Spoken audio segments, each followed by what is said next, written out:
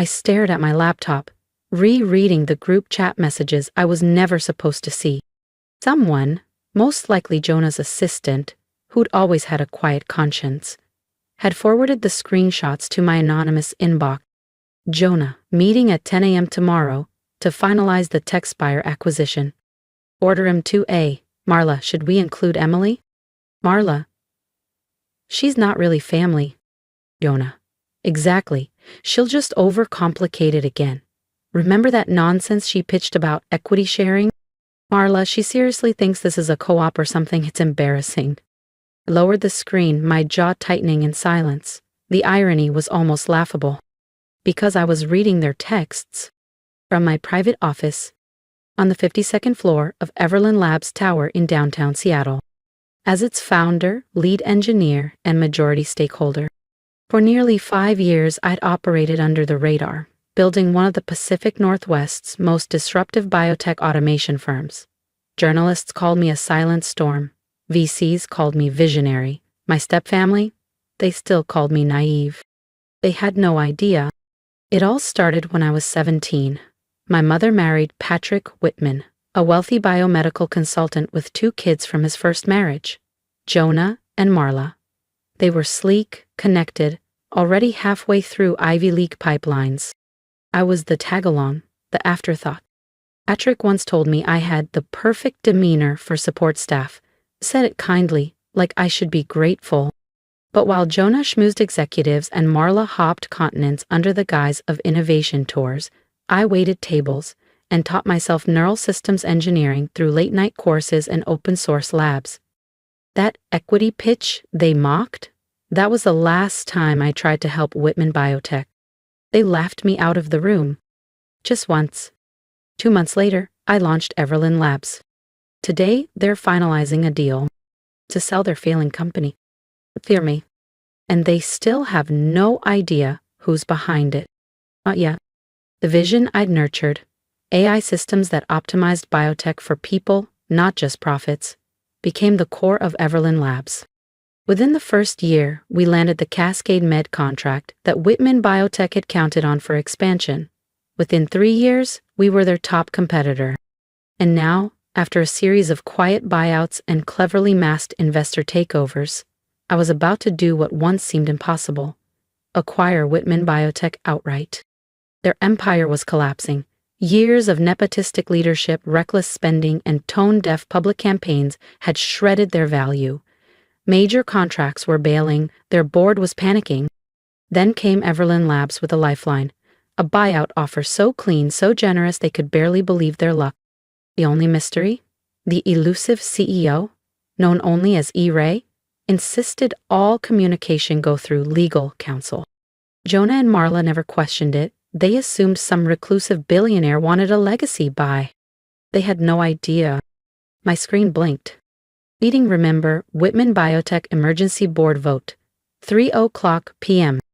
I had requested that time weeks ago, right when I saw Jonah and Marla block it off for their secret pitch to Everland's ghost CEO. They thought they were about to dazzle a new investor. They were about to meet their new employer. I reached into my desk drawer and pulled out a faded photo.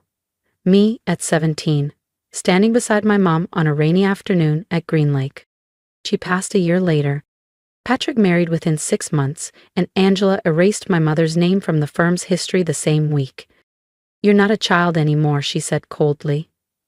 "You'll have to build your own future." So I did. And now I was buying the company she stole. I tapped my earpiece.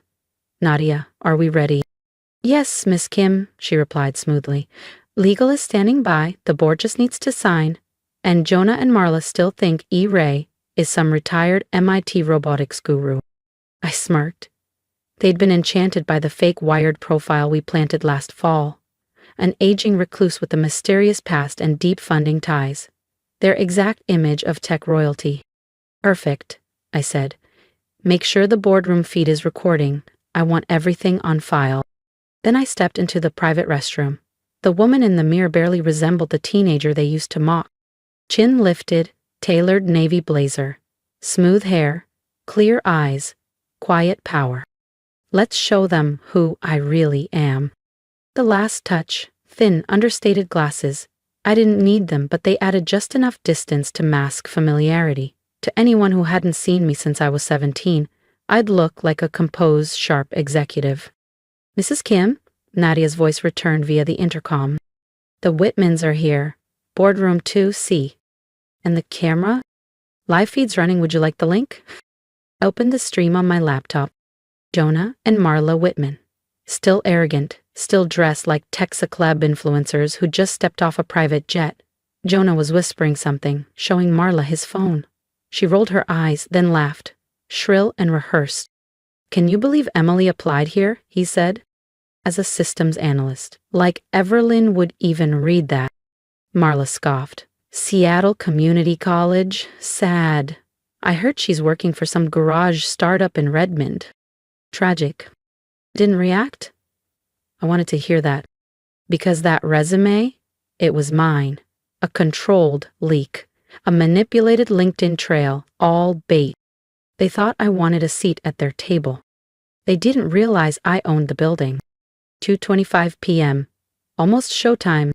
Before I opened that boardroom door, I took one last breath, because what happened next changed everything. Don't miss what comes next. Subscribe to the channel so you're the first to witness the reveal. Nadia, I said into the mic, please let the Whitmans know the meeting will begin a few minutes early, and when you announce me, refer to me as Miss Ray. I rose, smoothing the lapels of my jet black blazer and collecting the final acquisition documents. 17 years of being dismissed, of being called irrelevant, dramatic, or just the daughter of the first wife. Years of watching them squander opportunities they didn't earn. It all led to this room, this exact moment. I thought of my mom, how her eyes lit up when I built my first neural interface model at 14, how she whispered that real legacy wasn't passed down. It was built, brick by brick, by those who were never invited. Ready when you are, Miss Ray, Nadia's voice returned, steady and loyal. One last glance in the mirror, glasses adjusted, shoulders squared. Then I walked toward boardroom 2C. Each tap of my heels echoed like justice across the polished stone. Through the glass, I saw Jonah and Marla, still relaxed, still smug, still certain the world owed them a crown. Nadia waited at the door, calm, collected. My first hire at Everlyn Labs. One of the only people who knew everything. Shall I announce you? She asked. I nodded. Let's begin. If you're ready to witness the moment truth shatters legacy, make sure to subscribe. You won't want to miss what comes next. I inhaled once, steadying my breath, as years of exclusion hardened into power. Nadia opened the door, her voice crisp and clear. Mr. and Miss Whitman, allow me to introduce E. Ray, CEO of Everlyn Labs. I stepped into boardroom 2C. Jonah and Marla turned, expecting someone else. Their faces shifted, polite, then puzzled, then pale. Hello, Jonah. Marla? I smiled, channeling Angela's signature ice. Shall we talk about the future of Whitman Biotech? The silence was exquisite. I counted 12 seconds before Jonah's mouth dropped open in disbelief. Emily, Marla gasped. Is this a joke? I calmly placed my folders at the head of the table, the chair that once belonged to their father, Patrick. No joke, I said, smiling ever so slightly, although your earlier commentary on my resume was genuinely amusing. Jonah finally found his voice, but it wavered beneath the weight of the truth. You can't be E. Ray, you're just... A disappointment? I offered, lifting one brow. No, just someone who worked, while you two burned through every dime of credibility you inherited. I opened the top folder with care. Now, the terms. Everlyn Labs will acquire Whitman Biotech for $2,400,000,000. Select departments will merge, executive roles will be restructured. Effective immediately. Marla slammed her palm on the table, the sound of her stacked bracelets cracking through the silence. You lied to everyone. You faked your entire identity. No, I replied calmly. I protected my vision. I built something real, something earned. I held her gaze. She was the first to look away. Style isn't substance, Marla. And in this room, substance wins. Jonah's fists tightened. Angela's gonna hear about this. The board already approved the deal, I cut in. Yes, including Angela. She just didn't know whose name was behind the offer. I let the silence hang, then added with a quiet smile. I look forward to seeing her face, too. I could practically hear the mental scrambling, the desperate mental math. They knew. They'd already lost. What do you want from us? Marla finally asked, voice brittle. Want? I leaned back, fully composed. I already have it. Authority, control, light. And then, I opened the next folder. Now, let's discuss your severance options. Although, I added smoothly, there are a few staffing adjustments I'd like to propose. Jonah's face drained of all color. You're firing us? Not exactly. I slid 2 prepared folders across the glass table. I'm offering roles more in line with your actual strengths. Jonah, you'll transition to Assistant Manager of Client Support. Marla, Junior Operations Coordinator. Salary reductions, naturally, but you'll both qualify for the employee development and mental wellness programs you once mocked. Marla's mouth dropped open. You can't be serious. We're not accepting that. That's entirely up to you, I said evenly. You're welcome to pursue work elsewhere. Just remember, your non-compete clauses remain binding. And with Whitman Biotech no longer a standalone entity, options will be tight. Jonah leaned back in his chair, eyes distant. You've been orchestrating this for years, haven't you? Not orchestrating, I said, slipping the final folder into my bag. Building. While you coasted, I created something that lasts. I'm offering you something I never got, a second chance, even if it's earned the hard way. I stood and adjusted my jacket. You have until 9 a.m. tomorrow, accept, and HR will begin onboarding. Decline, and security will handle your exit. I turned toward the door, but Marla's voice cracked behind me. Wait, what about Angela? What are you planning to do to her? I paused, hand on the handle. Angela made her choices 15 years ago, I said without looking back. Now she'll live with the result. I glanced over my shoulder, expression unreadable. And something tells me she's watching already. Oh, and don't bother warning her, I added calmly. She's already in a board meeting, one where she's about to meet E-Ray for the very first time. The second meeting of the day was already underway, held in the grand executive suite atop the Everland Tower with sweeping views of Elliott Bay. I could see Angela through the glass, poised, immaculate, her signature pearl earrings in place, posture rigid and proud, ready to dazzle whatever old money CEO she imagined was behind the acquisition. Nadia stood by the door. They're ready for you, Miss Ray. Should I announce you? No, I said softly, a slow smile forming. I think I'll handle this one personally. I pushed open the door and watched as Angela Whitman's sculpted confidence cracked for the first time in years. Good afternoon, I said to the room, but my eyes never left hers. I'm E-Ray, CEO of Everland Labs, though some of you may remember me as Emily Kim. The room went still. Angela's hand twitched on her notepad, just enough for me to see. What followed was a masterclass in corporate reclamation. I presented Everland's plan for Whitman Biotech, full modernization, ethical restructuring, equity-first leadership, and sweeping reforms to dismantle the hierarchy Angela had spent years embedding. Angela sat frozen, jaw tight, eyes unblinking, as I unwound her empire with precision. The moment the meeting ended, she tried to vanish behind the board members, the way she always did when control slipped. But I stepped forward. Angela, my voice stopped her cold. She turned slowly, and for the first time in 15 years, I saw it. Not rage, not arrogance, fear. Oh, she asked quietly. How did I build Everlyn Labs? I leaned against the edge of the table. How did I buy the company you once told me I'd never belong to? The same way anything worth having is built, by working for it. While you closed doors, I created new ones. Angela said nothing. This isn't revenge, Angela, it's justice. It's proof that success isn't inherited, it's earned, with resilience, intention, and the courage to value substance over status. She winced, just slightly, a fracture in the porcelain. To what now? She asked, her voice brittle. You dismantle everything? No, I rebuild it. Whitman Biotech will now operate as a division of Everlyn Labs, focused on ethical biotech and community-centered innovation. Your name won't disappear, but it will change. She swallowed. And me.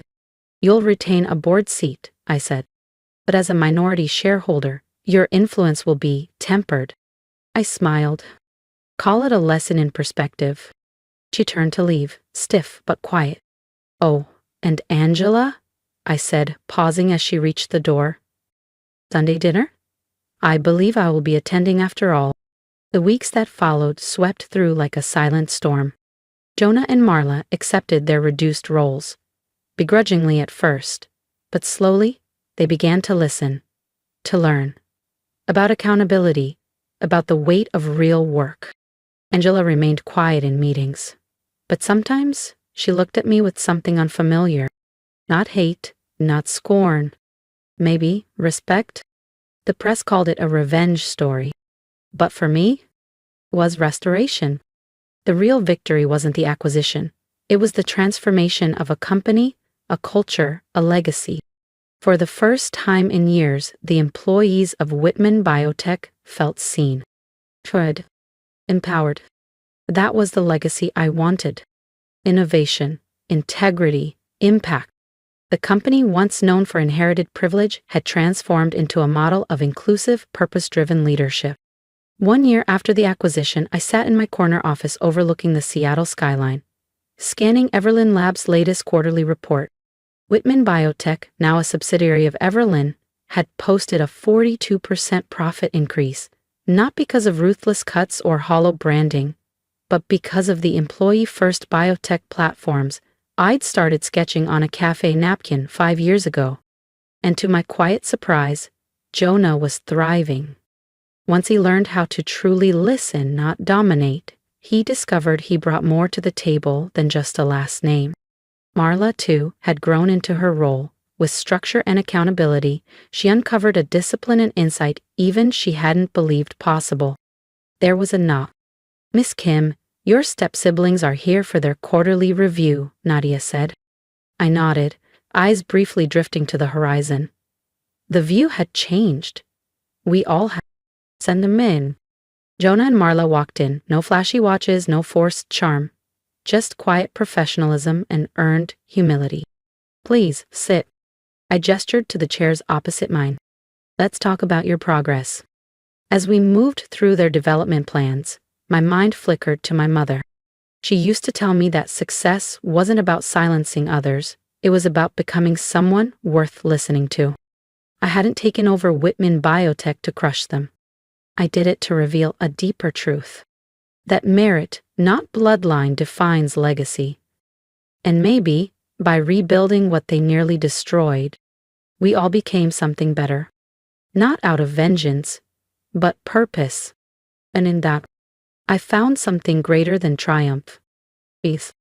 If this story resonated with you, share your thoughts in the comments. Have you ever been overlooked by those who should have lifted you up? I didn't build Everlyn Labs just to win. I built it to prove that quiet strength outlasts loud entitlement. Subscribe to the channel and let's keep these stories alive. For every builder, dreamer, and underestimated soul still rising.